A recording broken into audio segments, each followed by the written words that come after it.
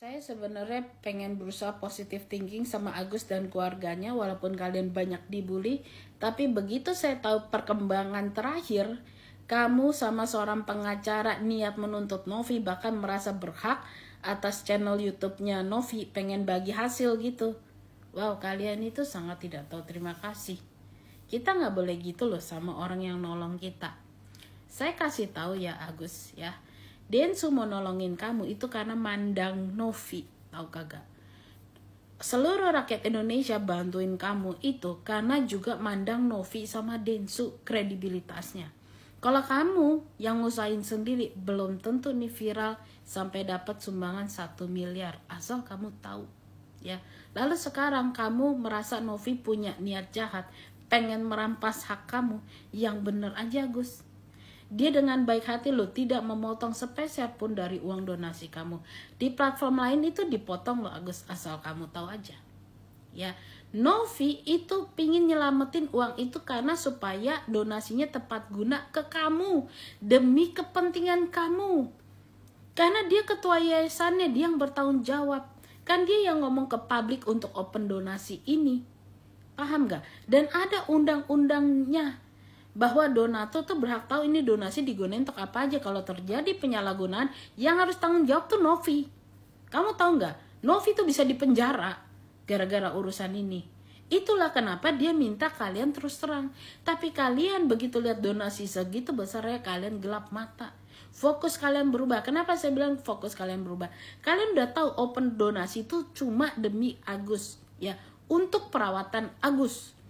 Oke lah, Agus bilang kondisi matanya sekarang berubah, kondisi matanya sekarang tidak ada harapan, katanya makin memburuk.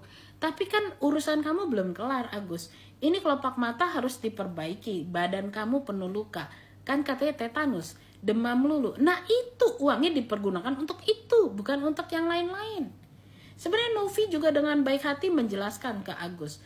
Kalau misalnya Agus merasa berutang budi sama Uwa dari istrinya yang kamu panggil Wawa, kamu mau bayar dia sebagai caregiver, gak apa-apa. Kamu mau bayar rumah dia uang sebagai uang sewa, nih dibayarkan. Juga gak apa-apa, yang penting transparansi, Agus.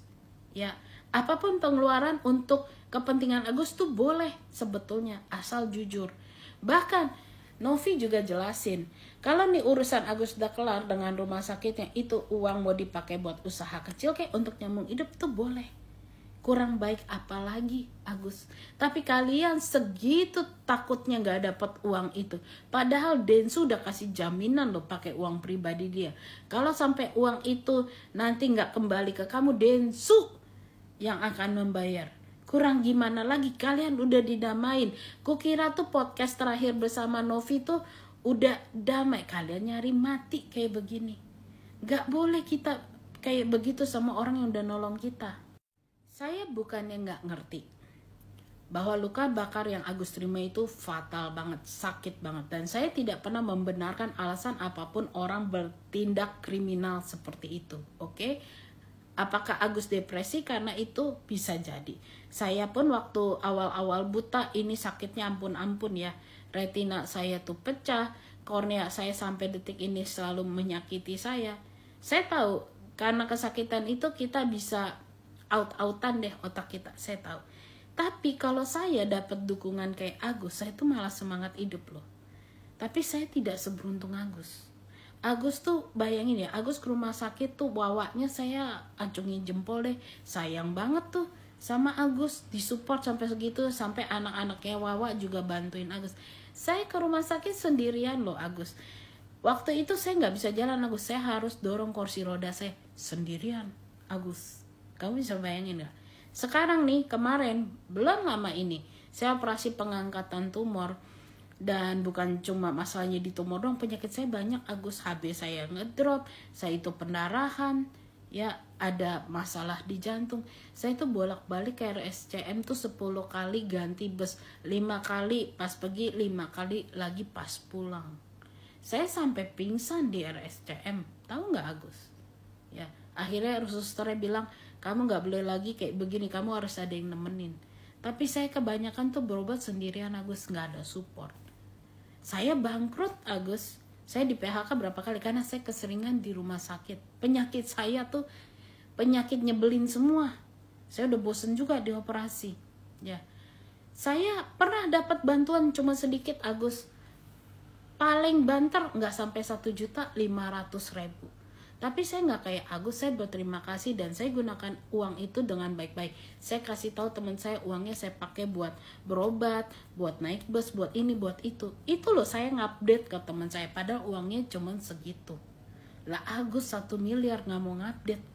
Padahal saya nggak ada kewajiban ngupdate teman-teman. Orang mereka bukan yayasan, malah mereka bilang nih uangnya pakai buat jajan juga nggak apa-apa. Tapi saya nggak menyalahgunakan bantuan orang. Jadi betul-betul sedih saya, kamu tuh udah dikasih support ekonomi, support moral dan lain-lain, mutung terus kerjaannya. Gak boleh begitu. Agus sering-sering deh main ke RSCM. Banyak orang tuh menderita penyakit yang wadidaw Agus, tapi mereka punya semangat hidup. Mereka gak dapat bantuan kayak Agus loh. Bolak-balik tuh pakai BPJS Agus, tapi gak gitu sikapnya. Nah, satu hal ya yang saya mau ingatkan Agus. Dulu Agus punya masalah gini kan karena Agus berantem sama bawahan kan. Agus bilang kesel punya bawahan, udah tahu salah nggak mau ngaku salah, ngeyel. Kamu saat ini sedang ngeyel kayak bawahan kamu. Ironis nggak?